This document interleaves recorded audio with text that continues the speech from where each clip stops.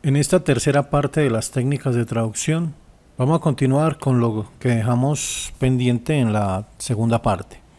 Es decir, ahora vamos del inglés al español en esto de cómo traducirlos dentro de la forma C del idioma español. Para eso miremos este ejemplo. They were told. De manera literal, ellos fueron dichos. Y así no se habla en español. Entonces, esto corresponde a lo que es una voz pasiva, porque la acción, que es decir, no la ejecutan ellos. La ejecuta otra persona que en este momento no nos interesa saber quién. ¿Ok? Por lo tanto, es parte de la voz pasiva esta forma de estructuras. ¿Cómo la traducimos? Recordemos que la forma C está dada por el verbo to be. Siempre el verbo to be lo vamos a traducir como C. ¿Qué sigue ahora? C. Y vamos a decir, ¿a quién se le dijo? A ellos. Entonces, C seguiría les.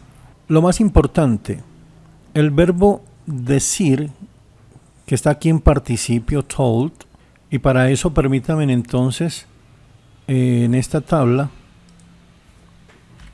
hacer la clasificación del verbo to tell. Y digamos que en presente es tell, ¿ok? En pasado es told, y el participio en este caso coincide con el pasado, que es told. Sería un participio irregular porque no termina en ado, ido, que es lo estándar para los participios. El tiempo de la oración o el tiempo de este verbo lo va a dar el tiempo en el que está el verbo to be. El verbo to be está en pasado. Por lo tanto, aquí decimos se les dijo. Miremos este segundo ejemplo para profundizar más en esta forma. Acá podemos apreciar que hemos colocado el verbo to be en presente. They are told. Literalmente, ellos son dichos, pero en español no se habla así, lo hemos dicho. Comenzamos siempre con el verbo to be, que va a ser se. ¿Y a quién se les dijo? A ellos. Entonces decimos se les. Y ahora el verbo decir, ¿en qué tiempo va a estar? Va a estar en presente porque lo está diciendo el verbo to be. Entonces aquí sería se les dice. Ahora miremos esta oración. They will be told. Literalmente, ellos serán dichos, lo cual no equivale a la traducción perfecta del español. Entonces, lo traducimos como, siempre va a ser se. ¿Y a quién se les dirá?